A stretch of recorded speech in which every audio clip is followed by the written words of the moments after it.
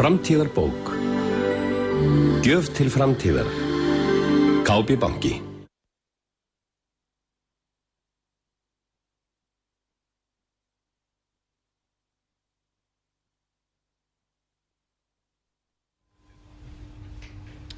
Vafalítið hægt að fullyrða að Milton Friedman sé þekktasti hagfræðingur sem nú uppi. Friedman var lengi kennari við háskólann í Chicago. Hann öðlaðist heimsfrægð árið 1976 honum voru veitt Nóbelsverðlaunin í hagfræði en þau fékk hann meðal annars fyrir rannsóknir sínar á neysluhegðun og peningamagnsþróun. Ef til vill á Friedman almenna fræð sína meira þakka frjálshyggju stjórnmálaskoðunum sínum en hagfræði. En frjálshyggju stjórnmálaskoðanir sínar hefur hann sett fram í bókum og sjónvarpsþáttum en hluti sjónvarpsþáttanna var sýndur hér í íslenska sjónvarpinu fyrir nokkrum árum. Jafnframt því að vera frægur Friedman og mjög umdeildur og sýnist sitt hverjum ágæti þeirrar efnahagsstefnu sem fylgt hefur verið í löndum á borð við Chile og af stjórnum Thatchers í Bretlandi og Reagans í Bandaríkjunum en Friedman og kenningar hans hafa haft veruleg áhrif á stefnu stjórnenda þessara landa. Alla þessa þætti munum við ræða við Friedman í kvöld og umræðurnar munu fara fram á ensku. To discuss Friedman's theories, policies and field questions tonight we have three men who have been or are university teachers. Birgir Björn Sigurjónsson at the Economics Department of the University of Stockholm, Ólafur Ragnar Grímsson at the University of Iceland in the Department of Political Science and Stefán Ólafsson also at the University of Iceland in the Department of Sociology. The rules of the engagement are that we would like you to be as brief as possible so we can cover as much as possible. But before we open up for general discussion and questions, I would like to ask you, Professor Friedman, to give us a brief outline of what you see as the ideal society, your personal utopia, if you would like. Well, my personal utopia is one which takes the individual, or the family, if you will, as the key element in society. I would like to see a society in which individuals have the maximum freedom to pursue their own objectives in whichever direction they wish, so long as they don't interfere with the rights of others to do the same thing.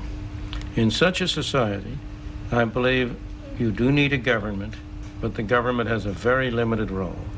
Its role should be to provide for the national defense, to provide for protecting one individual from coercion by other individuals, and finally to provide a mechanism whereby we can formulate the rules that will govern us, the rules that decide what we regard as private property, what we regard as the rights of individuals, legislative process, and as part of that, a mechanism for judging differences of opinion.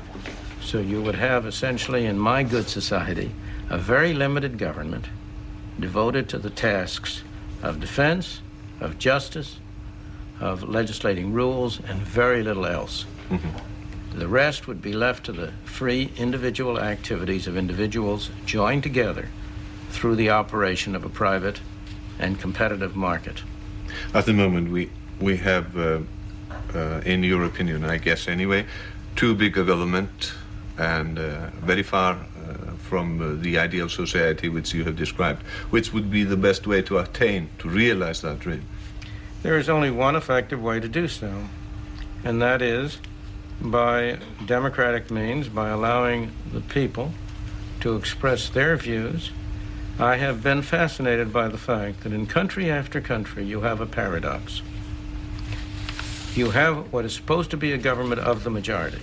You have a representative government. And yet that government repeatedly does things that a majority of the people oppose. You go around in the United States, for example, where I know the situation best, and you will find that a majority of the people in the United States think government is spending too much, imposing taxes that are too high, and would like to see government cut back. At the same time, the representatives of the people, through the parliament, through what we call the Congress, you call the Parliament, follow policies which lead to those results that the majority deplore. The reason for that, I believe, is that we have a defect in our governmental institutions. what we have is a situation in which minorities, special interest minorities, are able to exercise undue influence. In my opinion, so far as the United States is concerned, our solution to that is going to be through public action, which will lead to constitutional provisions setting narrower limits on government. That was a device that was adopted in the 18th century by the founders of our country in the original Constitution, and we need to reinforce that, in my opinion, by using the Constitution to set narrower limits on the scope of government. Mm-hmm. If we turn now to the economics theories, Birgir Björn. Well, we had in mind to start this discussion with some question of pure theoretical kind, and then proceed towards more economic policy questions and so on. I recall an article or a lecture given by Professor Hahn from Cambridge at the London School of Economics, where he does not agree that the quantitative theorist model passes through what you might call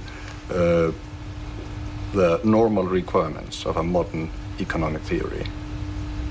This does mean that he disqualifies the modern theorist standpoint of the monetary school just on the same grounds as the old quantity theorist school. What is your reaction to this interpretation of Professor Hahn's position? Well, I don't know that I can answer that in detail because I haven't read Frank Hahn's lecture that you're referring to. But the position in general reflects a split that has occurred among economic theorists for at least a century. It's a split. I wrote an article many years ago on Walras, in which I drew a distinction between Walrasian economics and Marshallian economics.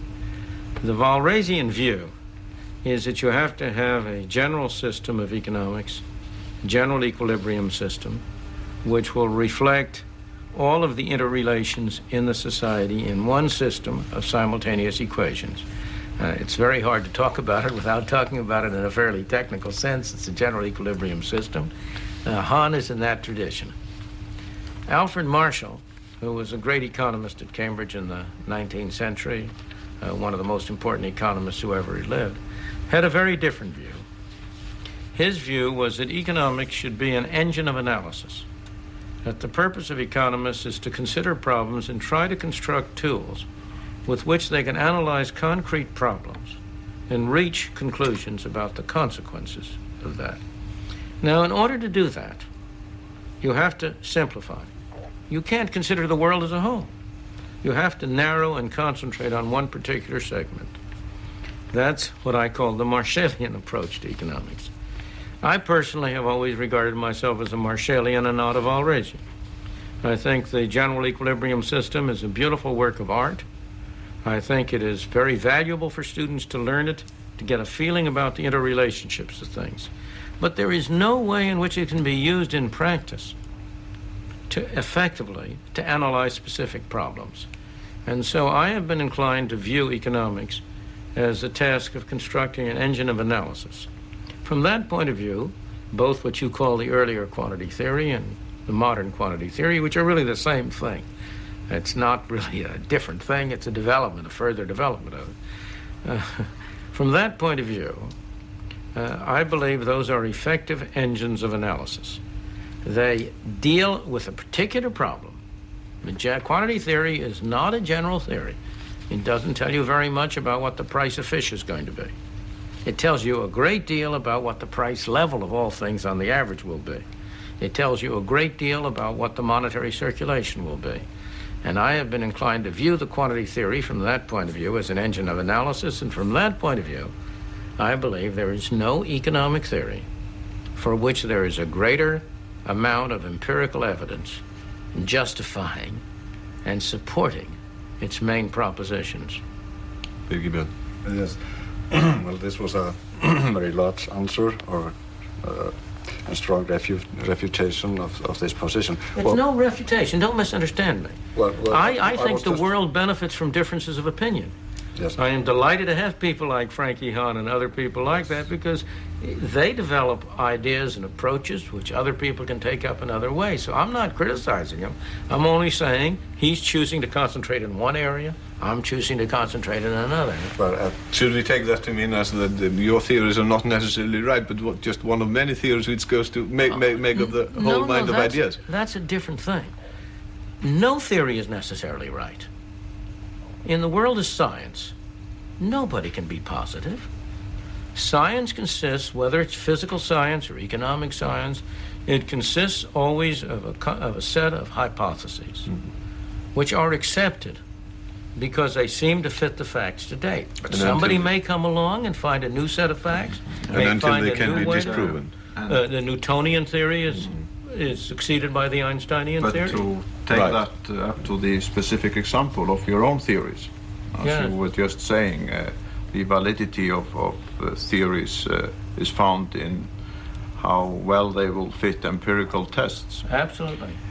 Quite recently, the Bank of England published a research by Professor Henry in England, in which he runs your most recent work on Britain and America through the rigorous tests of modern economic statistics. And he finds out that they do not fit. And he says in that article that your findings do not stand up to credibility.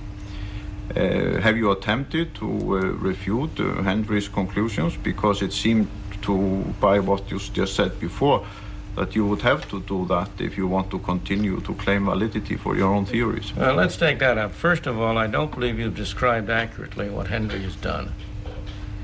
In the second place, I don't think it is correct to describe the methods he applied as a rigorous modern methods. What Henry has done is to criticize my colleague Anna Schwartz and myself for not applying in a work published in 1982 statistical techniques that he published in 1983. Now, I plead guilty to that charge. Absolutely. Those techniques that he regards as the most advanced are experimental techniques that he has been producing that have not yet been subject to the criticism of other people in the field of econometrics, that are very far from being accepted techniques of analysis. Indeed, there was a recent conference in Boston under the auspices of the National Bureau of Economic Research in which one of the sessions dealt with the Henry papers. The commentators on that were severely critical of the techniques and methods he had used. Now, to go back, he did not examine the argument of our book. What he did was to say we attacked the wrong problem, we should have attacked a different problem, and that our results are not valid for the different problem. But we weren't talking about that problem. Moreover, his paper dealt with a very small part of the book. I have always felt that a book is like a child. I have a son. When he grew up, he went out into the world, he had to live his life. I wasn't going to spend my time defending every last bit of his. In the same way, when I've completed a book, I have allowed it to go out in the world. I want it to be subjected to scientific controversy. The answer to whether Henry's criticism is valid or not will not be given by me. It will be given by other econometricians who analyze his procedures, his methods, his work. So far, such analyses as I have seen of that kind suggest that he has not succeeded in his alternative method. He has, in supplementing his paper at the Bank of England, Mr. Henry attempted to apply his methods to produce what he regarded as a superior analysis of the data. The data he used were our data. He took them from our book. That analysis has not been, is subject, as it happens, to exactly the same criticisms as he levied against our analysis. But I agree with your fundamental point. If it turns out that his work demonstrates that our results are wrong, then our theory will have to be revised, of course. But he is very, very far from doing that as of the present moment. Gentlemen, I would like to remind you just for a second, if to be as brief as humanly possible. Yeah, I've just put one sentence following that, and that is that it seems to me a rather surprising view when you have published a very great work, which is one of the cornerstones of your contributions in recent years. And out comes one of the most noted econometricians in England today. He isn't one of the most noted econometricians. I beg your pardon. In England today. Oh, in England, yes. In England today. And then you say it is up to other people to prove that he is wrong. It's no concern of yours. Of course it's a concern of mine. But science is a cooperative enterprise in which many, many people cooperate. I have published other books. I haven't spent my lifetime trying to answer every little criticism coming from anybody on that. Mr. Henry may well be one of the most effective econometricians in Britain, but Britain at the moment is a backwater in economics. The major major location of econometric work is not Britain, it's the United States, and Mr. Henry is very far indeed from being one of the major econometricians in the world. Let's get things straight. So what you're in effect saying is that the criticism which has been leveled against you by Professor Henry is really not significant enough for you to answer? I'm saying two things. Number one, it is with respect to a kind of work that is not my specialty. I am not primarily an econometrician. I am an economist. We used one set of methods and techniques in our book. That set of methods and techniques produced results which I think will hold up, have held up, have not in any way been questioned by what Mr. Henry did. Mm-hmm. The techniques Mr. Henry used are of an altogether different kind. He used techniques that are highly experimental, that are extraordinarily complicated mathematically. I am not competent to analyze some of the things. That's not my field of specialization. And there are other people who are far more competent in that area. In the course of time, they will examine it. That's what I say. Science is a cooperative venture in which many people participate. It's not a single person. Einstein did not conduct the experiments that tested his theory. Should he have? Millikan did so because his field was experimental physics. Einstein's field was theoretical physics.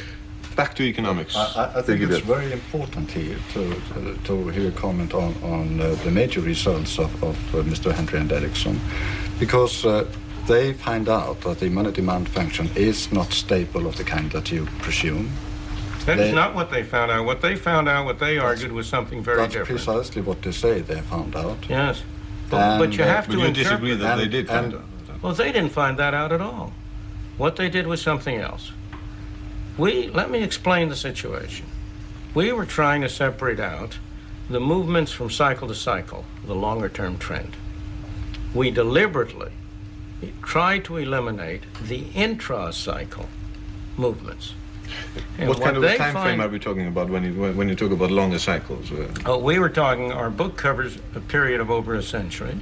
Right. The individual units vary in length from about 1.5 or 2 years to about 4 or 5 years. So we're talking about half cycles. Right. The basic unit, you see a cycle consists of an expansion and a contraction.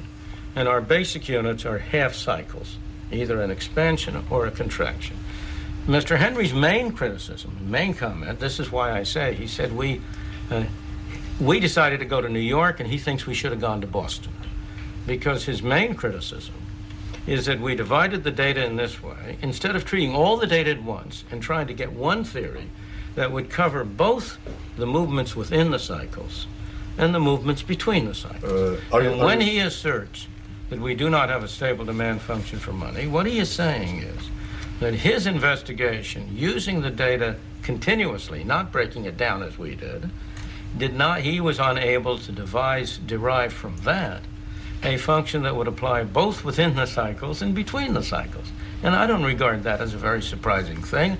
I think the phenomena that occur within the cycles are of a rather different kind than those that occur from cycle to cycle. Right, carrying on the discussion on economics, I think we have to be very brief. But you have a further point to make. Yes. Are you then saying that you already knew it before you manipulated your data from the phase data, from the annual data to the phase data, that you knew that the demand function and the velocity function would be unstable? No, excuse me. No, you have to... First, you have to say, did I hear you correctly that you said that Professor Friedman had manipulated data? He had transformed the annual data. Of course I manipulated the data. Yes, for his cycles. I don't doubt that I manipulated the data. Every statistician manipulates the data. Okay. The fellow who corrects a series, I have a series of data, and you're all acquainted with correcting them for seasonal variation. You can describe that as manipulating the data to eliminate the seasonal. So I'm not concerned about what just to summarize words you use. in one But I sentence. want to go to your point. What do you mean new? We always start out any study with some tentative hypothesis. We don't really know in any field. We start out with a tentative hypothesis, and we try to see if the data we're examining fit that hypothesis or contradict it. If they contradict it, we try to develop another hypothesis which is consistent with those data. So, of course, the reason we decided to try to separate out the intra-cycle movement from the intercycle movement was because we started with a tentative hypothesis that the demand function for money would be different within cycles, that the factors that would affect the quantity of money people hold in the short term would be different from the factors that would affect what they would hold in the long term. But let me emphasize, the problem of the demand, in our major book, in the book you're talking about, there are 2 chapters devoted to the demand curve function for money. There's also a very long chapter devoted to behavior of interest rates, which has not been involved in this at all. There's a chapter devoted to long cycles, which has not been involved in this. There's a chapter devoted to the relations between Britain and the United States, which has not been involved in this. So let me emphasize that we're talking about a very small part of a very big book. Right. Yes, I know that. Brief comment, or shall we carry on to the political? My point was that this type of transforming data from annual data to phase data was a novelty, was a new thing. No. When it was done well. Okay, it was not the regular thing. I beg your pardon. And my second point is that you choose the periodization of the model on the grounds of the monetary data, or didn't you? No. Or by some other method? I do involve criticism of particular government episodes. For example, in our monetary history of the United States, I think we demonstrate very greatly that the Great Depression in the United States was largely a result of bad monetary policy by the Federal Reserve. But that's a historical observation about what actually went on. On the other hand, I have written a set of books, of which Capitalism and Freedom, Free to Choose, Tyranny of the Status Quo, all of which in association with my wife, are explicitly political. So that I regard my interest in politics as an avocation, not a vocation. I am primarily an economic scientist, I hope, and I think you will look long and hard in any of my scientific books to find the proposition you stated. It isn't in there. There's not a single word in any of those books that deals with the question of whether a big government is good, bad, or indifferent. That subject I have dealt with in the works which I regard as political. Okay, now let's turn to that. But that's a correct reading of the political works That's a you've correct done. reading of the political works. I'm not questioning that. I'm just trying to make the distinction. Yes. Because I think it's very easy for people to confuse the two and not to recognize that Perhaps I there's should a broad science of economics, Perhaps I which should is have said- non-political. I should explain to you. Some of your Take the monetary theory. I just wanted to say that some of your followers in this country deliberately try to confuse your scientific criteria with. Well, with they're your not here at the political- moment to answer for themselves. Let me answer for me. I'll talk for me. yes. And let me point out to you that so far as my monetary theory is concerned, it has been followed in China, in communist China, as well as in capitalist Britain or capitalist Japan. The monetary theory in particular is a non-political theory. Karl Marx was a quantity theorist, so it really has no political content. On the other hand, the point you make is a valid point. I do believe that in and of itself, a large government sector is a factor which is adverse both to political freedom and economic prosperity. Now, the question of the circumstances under which a large government sector will do harm and how large it has to be to do harm depends very much on a number of considerations.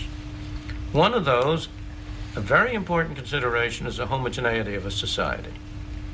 A large government sector will do less harm in a relatively homogeneous society than it will in a heterogeneous society, because in a homogeneous society, people tend to want more or less the same thing, their values are much the same, and therefore that group of people can more readily agree on what government can do with less division from it. A second very important factor that is particularly relevant to countries like Iceland, like Norway, like Sweden, is the extent to which they are open economies, open to the rest of the world, and dependent on foreign trade. Both Norway and Sweden have been very largely open economies, in which they have had a very large sector of international trade, as Iceland does. It's a very large international trade. And that means, with respect to that sector, government can't mess it up. There's a world market in which they operate. They are subject to international competition. It's interesting to note that in Sweden, where in the last 5 years or so, government has been much more involved than it was before in that sector, Sweden is having increasing economic difficulties. It's very far. There are very few people in Sweden today who would give the kind of universal approval to what's going on there that they gave 15, 20 years ago. Now you come to Norway. You left out of your description of Norway one very, very important fact. You know what that is. That's the discovery of oil. And of course, the discovery of oil in the North Sea is a bonanza which enabled. Saudi Arabia is not a democratic country. It's not a capitalist country. But it's a very rich country right now. That's why? I agree because with it that, found yes. oil. And That's why you went no back to doubt. 1960. I went back to 1960. But if you take it from I'm talking 1960 about on, average. if you take it from 1960 on, the fact of the matter is that the level of living in the United States, the level of output in the United States is distinctly higher than it is in Norway, has been all along. It is always very much easier for people to imitate than to innovate. It was much easier for Japan, for example, to have a much more rapid rate of growth in its early years because it started so far behind. A country which starts way behind the leading countries can have a more rapid rate of growth. You have to look at two things, not only the rate of growth, but the level of living. Now, And if you take Norway for that, Norway has an extremely high level of living. Well, So what was the it isn't standard in starting 1960 when, from scratch. at the start of this point of discussion, where did the United States have to go from in 1960, and where did Norway have to go from in 1960? That's true. Isn't that it the was point? higher at the time, but It's still higher today. it depends on years. Like if you take 1980, Norway was higher GNP It depends on per exchange capita. rates. Well, I mean, It was these the are the fact standard that the- measures. We apply these measures Yes, to all I the understand. countries in all the years, I so we understand. can draw the conclusions both ways. Yeah. And this actually proves the point that Norway has been above. But I just mentioned Norway to have one example. I could have mentioned other countries. Sure. Sweden has a better record in many senses as well. It does. It does. Average levels of living and economic growth rates even slightly better. There's not a great Well, let's deal look of at the facts. difference. Let's look at the facts. At the moment, as you quite rightly say, the average level of government spending in the United States is it's much too high in my opinion. It's about close to 35% of the GNP, over 40% of the national income. On the average in the continent of Europe, it's 50%. In the past 20 years, there have been 20 million new jobs created in the United States. Total employment has gone up by 20 million. The number of people employed on the continent of Europe today is lower than it was 15 years ago. In the past 18 months, there have been 6 million new jobs created in the United States. On the continent of Europe, there have been 0 new jobs. Unemployment today is as high as it was then or higher. So that it is pretty clear that what happens is if a country, you see, you have to ask which is a horse and which is a carriage. A wealthy country, a country that does well and performs very effectively, can afford a larger government than a country that does poorly. But as the size of the government increases, it becomes a handicap and a hindrance. And the question remains whether, if Norway permits the size of its government to continue to rise, it will or will not be a success. I think it will not. I just want to make the point that I'm not saying that a big government is something we should ask for. I believe it would be ideal to have a small government, but my point is that the empirical facts actually go against your theory on this issue. No, excuse me. Well, you can't deny it because... We have to look at all the empirical facts. Take a case, let me give you a counterexample. Here's Japan. In the 1960s, Japanese government spending as a fraction of income was roughly half of the United States. Its rate of growth was 10% a year. In the past 5 years, Japanese government spending has been rising rapidly relative to national income, and it's now as large as it is in the United States. And the rate of economic growth in Japan now is about 2%. Mm-hmm. Yeah, but Japan is also a bad case for you because one of the things you have against government intervention, government regulation, is that it has the same negative effects. And Japan has a small public sector in the sense of taxation, relatively not small. Any longer. Well, not relatively small. But as regards regulation, the Japanese economy is a much more regulated economy than the United States one, but still they've done much better. A lot of the investment which goes into Japanese industry and research and development is channeled through public funds. I think that's been greatly misunderstood and misconceived. MITI, the Ministry of Industry and Trade, makes great claims. If you look at the success stories in Japan, none of them have been through government. Sony was a private entrepreneur who did not get any government encouragement whatsoever. He built up Sony. Honda, I'm sure some of you drive Honda cars. Honda was not a government program. It did not get any government support. It has been a great success. But what about the Mitsubishi Corporation? The Mitsubishi enterprise was a major enterprise before the government entered in. If you take the Mitsubishi enterprises, the steel works did get government assistance. They are in great troubles now because there's a great overcapacity of steel around the world.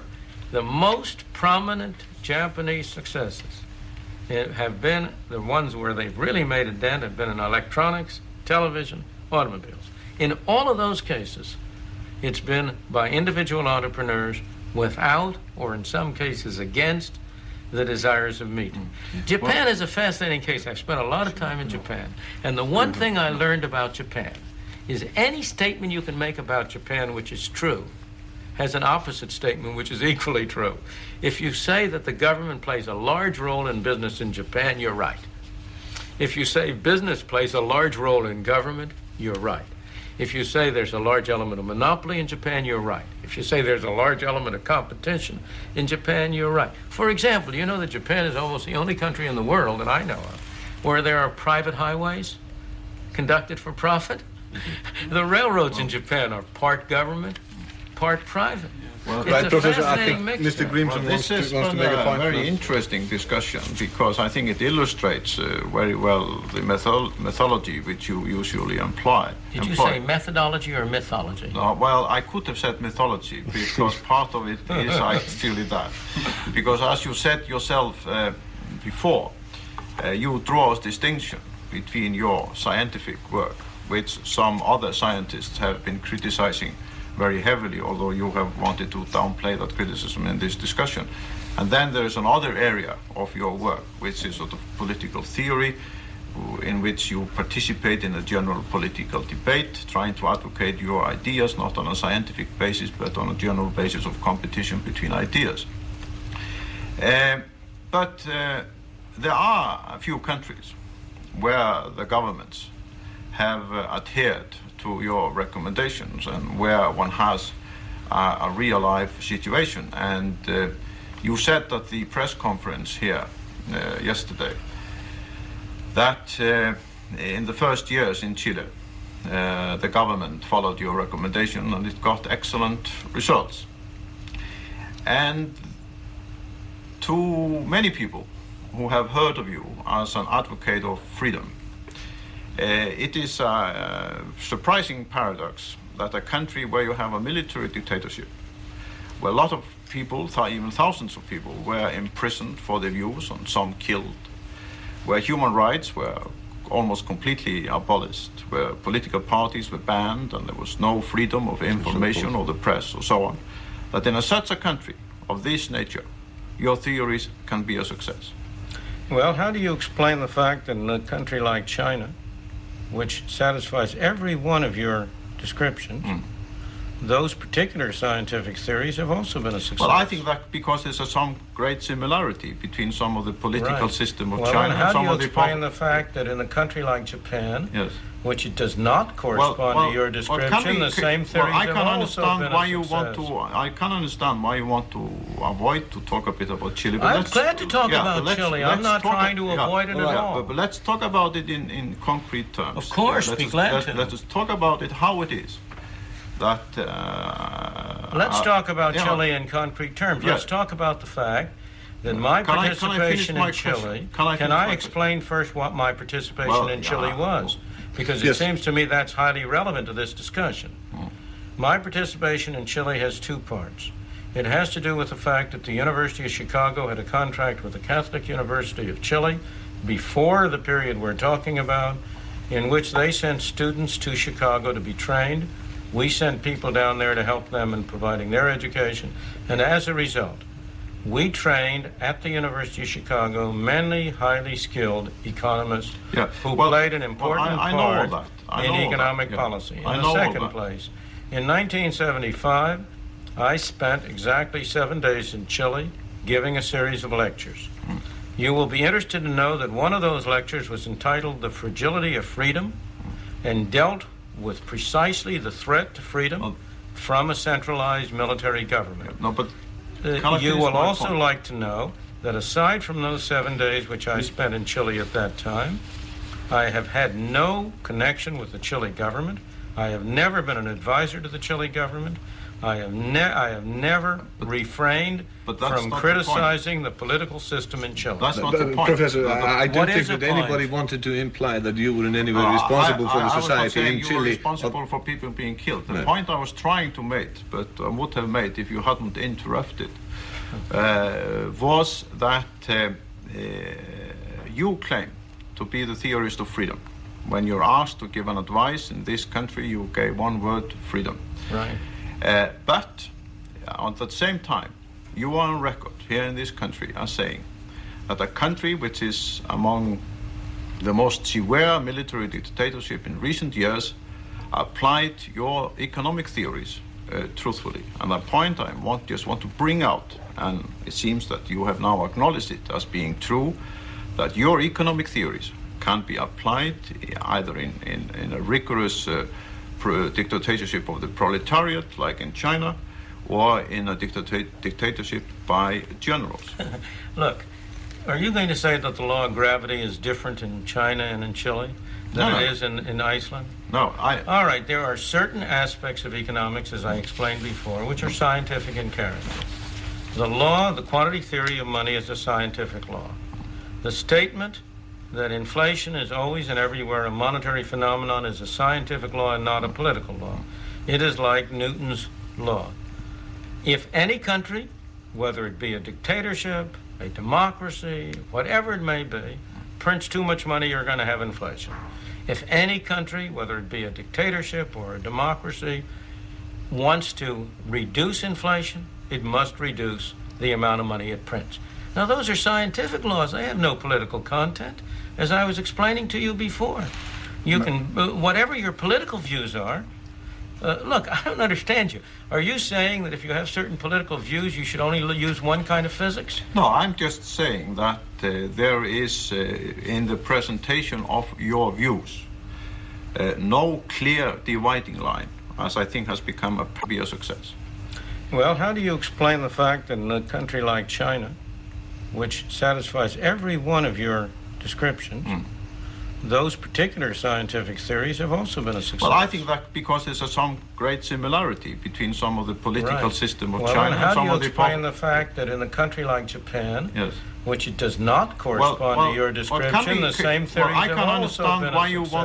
I can understand why you want to avoid to talk a bit about Chile. I'm glad to talk about Chile. I'm not trying to avoid it at all. But let's talk about it in concrete terms. Of course, be glad to. Let us talk about it how it is. that... Let's talk about Chile in concrete terms. Let's talk about the fact that my participation in Chile... Can I explain first what my participation in Chile was? Because it seems to me that's highly relevant to this discussion. My participation in Chile has two parts. It has to do with the fact that the University of Chicago had a contract with the Catholic University of Chile before the period we're talking about, in which they sent students to Chicago to be trained. We sent people down there to help them in providing their education. And as a result, we trained at the University of Chicago many highly skilled economists who played an important part in economic policy. In the second place, in 1975, I spent exactly 7 days in Chile giving a series of lectures.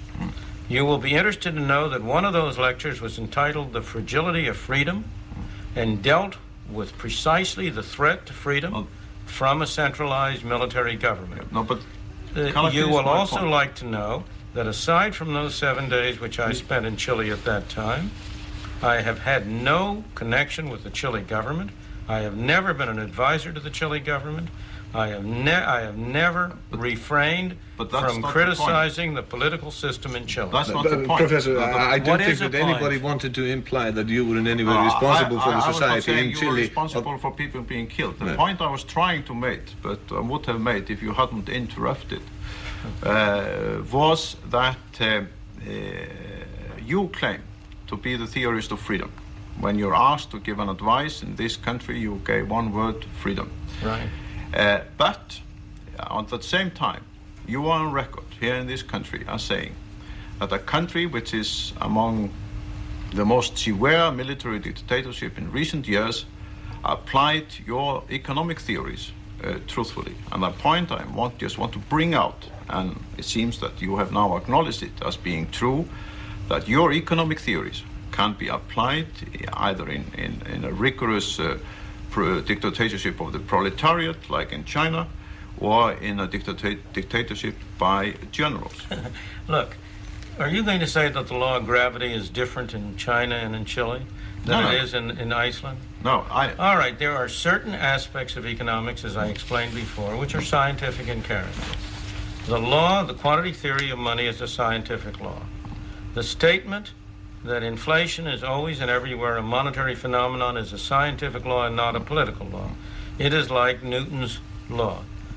If any country, whether it be a dictatorship, a democracy, whatever it may be, prints too much money, you're going to have inflation.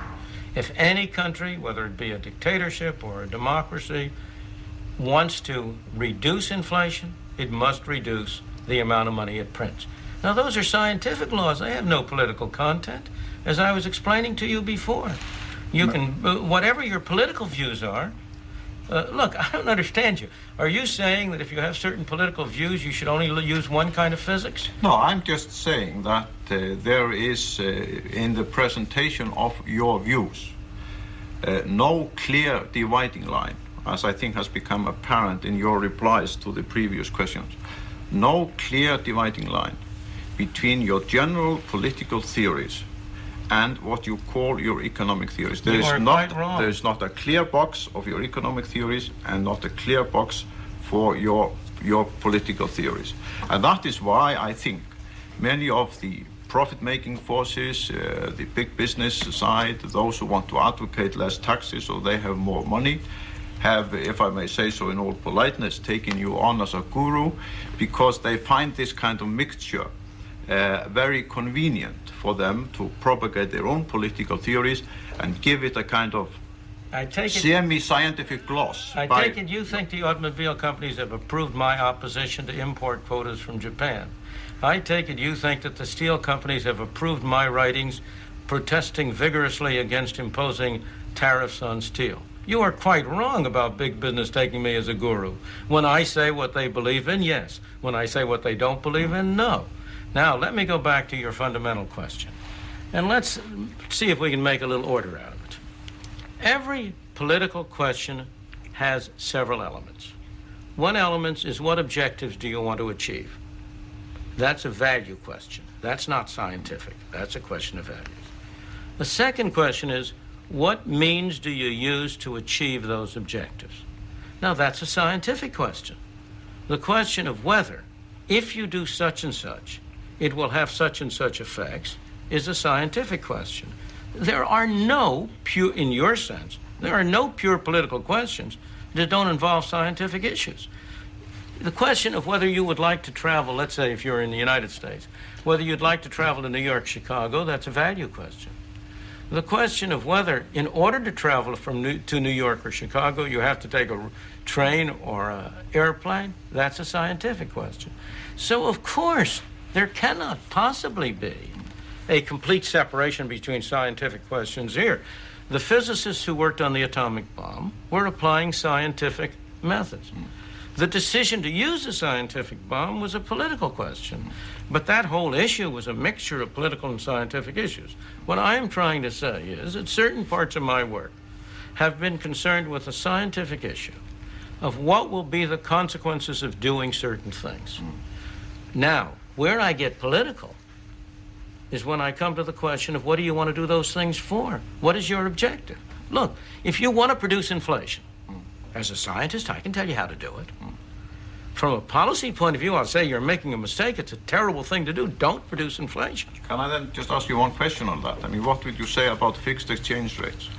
About fixed exchange rates? Yes, and their effects on inflation. I am opposed in general. As you know, I believe fixed exchange rates have had on the whole a very bad effect. So far as inflation is concerned, in the case of fixed exchange rates, so long as the exchange rates are fixed, any one country which inflates tends to export part of its inflation to other countries, and the inflation tends to occur throughout the fixed exchange rate regime. If a country does not have fixed exchange rates, if it has floating exchange rates, it is possible for one country to inflate while another country keeps stable prices. It was perfectly possible in the late 70s and 80s for Japan to have relatively low inflation, while the United States had fairly high inflation, while Israel had much higher inflation still. So that the difference between fixed and flexible exchange rates is that under a system of floating exchange rates, each country separately can control inflation within its own boundaries. Under a system of fixed exchange rates, it's a fixed exchange rate area. You don't think inflation can be kept down by maintaining fixed exchange rates? No. And not by increasing the supply of money? Excuse me. Inflation can be contained by not increasing the supply of money. If you have fixed... No, but I said by increasing it. You cannot combine... I'm sorry. If you have fixed exchange rates, you cannot also control the quantity of money. If you really stick to fixed exchange rates... You know, Keynes, in his famous book on monetary reform, published in 1923, pointed out in an appendix that you could have either stable exchange rates, either control over your exchange rates, or control over your internal price level and money supply. You could not have both. Well, I'm very glad you said that, because on that point I agree with you completely. I'm glad I have some point of I think it has been one of my main criticism of the economic policies of the present government, that they are exactly based on these things which you have just said will not work in order to keep inflation down. Mr. Grimson, as distinguished member of the opposition, is trying for an indictment. No. We have had a great debate in this country about this. What will keep inflation down is holding down the rate of monetary growth. If you hold down the rate of monetary growth, you will have relatively stable exchange rates. What has been happening in Iceland is that the rate of monetary growth is not controlled, but it is increasing all the time, while the rate of inflation is going down. The exchange rate is kept fixed to the US dollar. Now, what Grimson is pointing out is that this policy cannot be is not the cure of inflation. Unless the quantity of money, rate of monetary growth is held down. Okay. My understanding is that the rate of monetary growth has been reduced greatly. Well, you've been partly informed, sir. Maybe. I don't know anything about it. Let me explain. I don't know anything about the details of the Iceland situation, but I will say that if you want to control inflation, there's one and only one way you ultimately have to do it, and that is by controlling the rate of monetary growth. Now, what is also true... And not having fixed exchange rates. Well, if you have... It depends on what you mean by fixed exchange rates. Most countries of the world now have sort of floating exchange rates. This is completely fixed. Yeah. But if you have fixed exchange rates, that will force you to hold down the rate of monetary growth. If you try both to have fixed exchange rates and to increase the monetary growth, one or the other will give. You cannot have both. I agree with you entirely. Okay, if we can move away from that point. Professor Friedman, if I could break in here. You say in your latest book, which you've written with Mrs. Friedman, Tyranny of the Status Quo, you say on page 73, I believe, something which startled me nicely, and I always like it when that happens. You say that the greatest threat to the security of the United States society is the welfare state.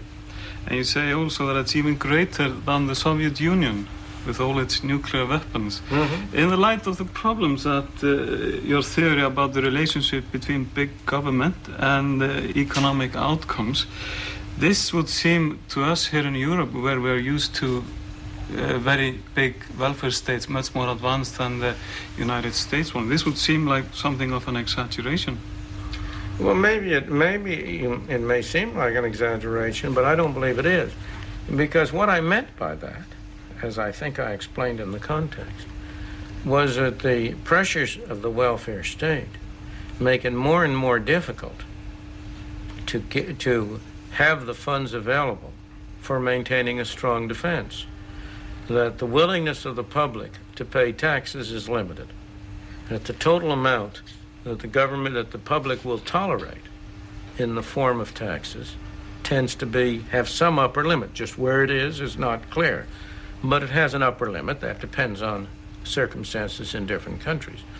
And that because the welfare state has a tendency to expand and expand, to call for more and more expenditures, it tends to impose upon the part of the budget which is available for national defense.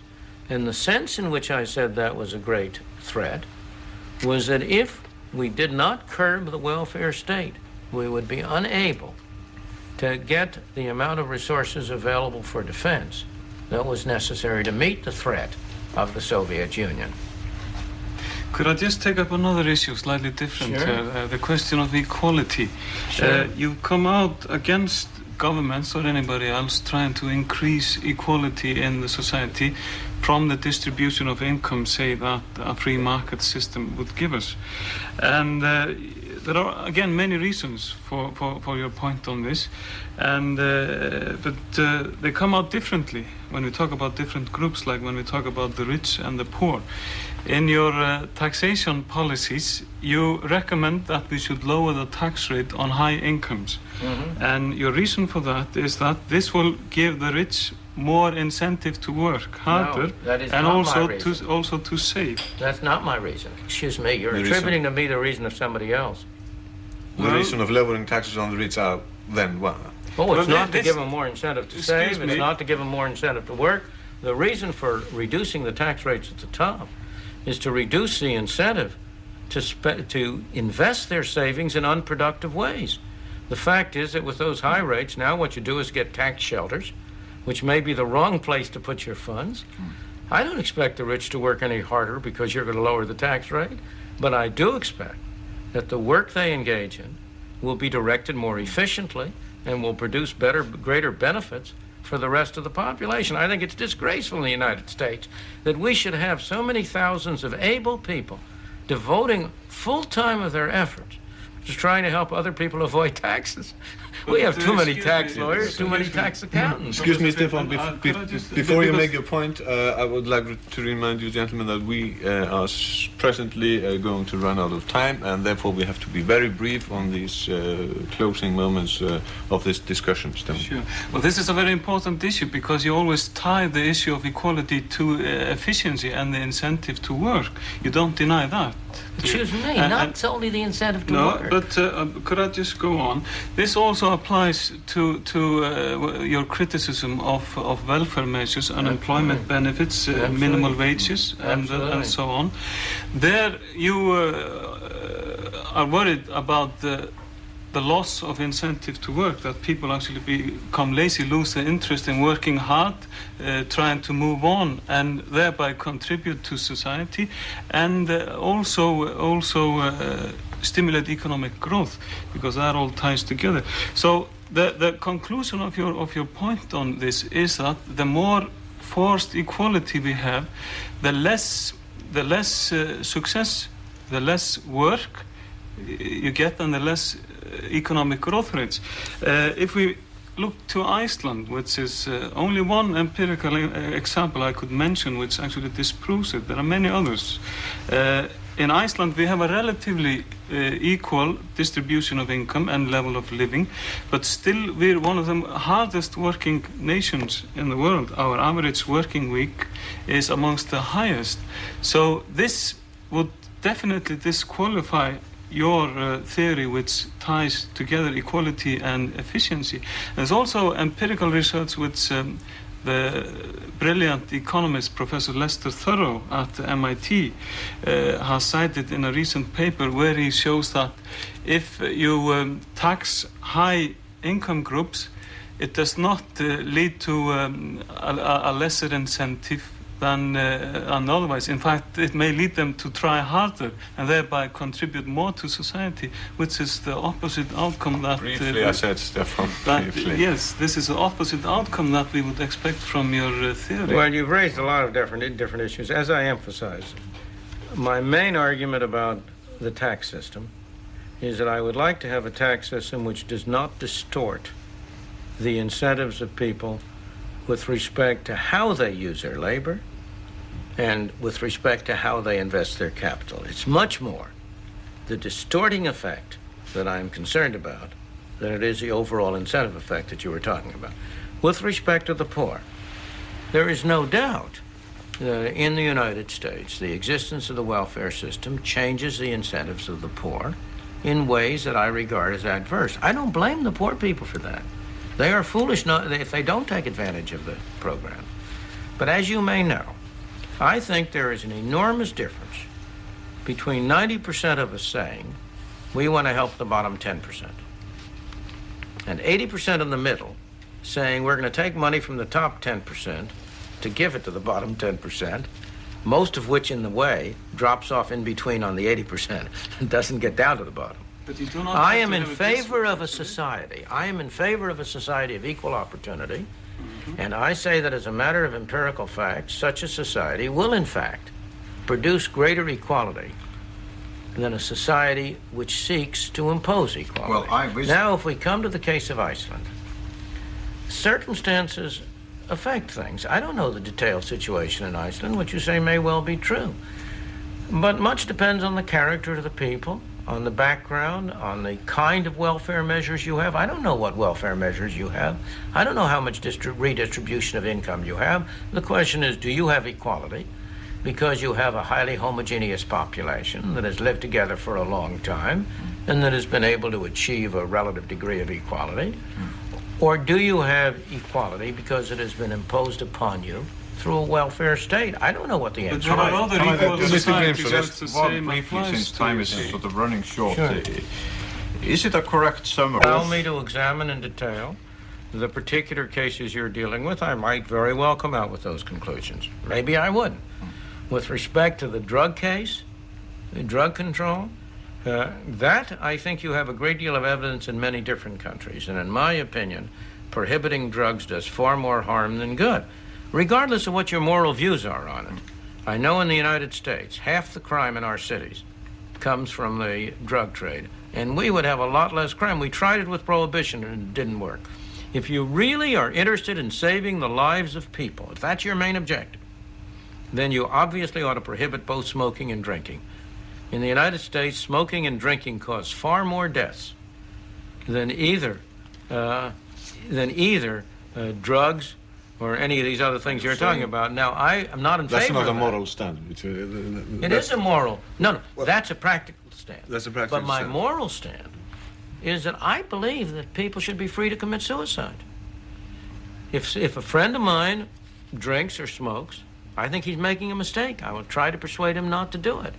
But I don't think I have the right to force him not to do it. Right. So I am on moral grounds opposed to prohibition. However, I go on to say that those moral grounds are reinforced by the pragmatic grounds that trying to prohibit it doesn't work. You're also opposed to brief comment from you, and then from the other two. Yes, and then you're also opposed to the free education of children. I am opposed to, well, we have to be very careful there, because I've written extensively on that, and my views are, I am opposed in the United States to government education of children. I am opposed to having the schools run by the state. I have been in the past and in favor of government assurance that every child, regardless of his income or his background, be able to get schooling. But that doesn't involve running the schools.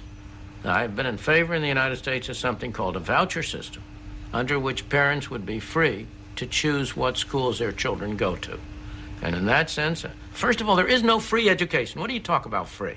You mean nobody pays for it? I'm talking about a child of the worker having the same chance to get education as a child of the rich man. He should have the same chance. And I'm talking we should not have have that kind of system in education as we are having now here in Iceland with your lecture, that the worker would have to work for 2 days in order to get into it, whereas the big businessman can just charge it on his account in the company to get in, because we do not start out. We do not start out from the same position. Of course not. No. I didn't start out from the same position you did. No, exactly. I was lucky to be born in the United States. You were lucky to be born in Iceland. We started out from different positions.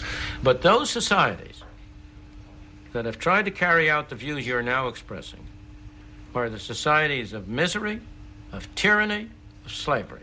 The ideas you're expressing are the ideas that were expressed by the leaders of the Soviet Union. They were the ideas that were expressed by the leaders of China.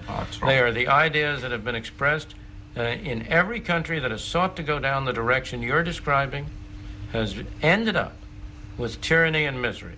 You have in those states greater inequality in practice between the top and the bottom than you have Are you in really trying to tell me that the Icelandic system of the child of the worker getting the same education as the child of the rich businessman is Soviet communism? No, I am not. Or even will lead to it? No, I am not saying that. I'm saying something different. I'm saying the principle you expressed, that there's something wrong about some people having higher incomes than others, that there's something wrong about somebody you call a rich man being able to... Starting out in life. Well, whether he starts out in life or not, but there's something wrong. That's the essential thing. There is no way you can make people equal at their start. What you can do is to give them equal opportunities. You cannot in any way make the child who is born blind equal to the child who is not born blind. You can try to compensate for that, but you cannot start people out equal. And what I am saying is that the principle you're expressing, that there is something wrong with some people ending up at a higher income level than other people. I'm saying starting out with. There is no way people can start out the same. Of course there is. And there can be equal opportunity. I think we've progressed as far as we can with this. Equal opportunity is what we want. We want everybody to have the same opportunity to take advantage of whatever qualities he has. Some people will accidentally be born with higher qualities. Some people will be lucky in the choice of country they're born in. Some people will be lucky with the parents they get. But who would pay the vouchers that you mentioned? Who would pay the vouchers? That's where I went back. It's one thing to have 90% of the people impose taxes on themselves to help the other 10%. So in effect, people would be paying themselves, because this would be the 90%. Yes. Right. It's a very different thing. And this is where the alternative, to have 80% in the middle, try to impose heavy taxes on these people in order to benefit themselves or the people lower down. Right. If there's a brief comment on anything we've just been discussing, obviously we cannot raise new issues here, then the floor is yours. Well, I would just like to mention one thing in this connection. That's about inflation. Sure. Professor Topin has calculated or estimated the cost of the U.S. Lack of work now, unemployment, and excess production capacity of about $500 billion. Is that an overestimation? What was the cost of the unemployment caused by the inflation? Well, that was much less. Was it? This was the net figure he stated. No, I beg your pardon. If I remember the calculation you were speaking of, it was an estimate he made some years ago of what would in fact be the cost, not of what it actually has been. And you must realize that in country after country, as inflation has risen, unemployment has gone up, not down. Inflation temporarily reduces unemployment, but after a period, it increases it. I think you're wrong, because in the countries we have just mentioned that is the most splendid monetarist case, the United Kingdom. You have been trying to control money supply and been rather successful, and still employment is increasing. And because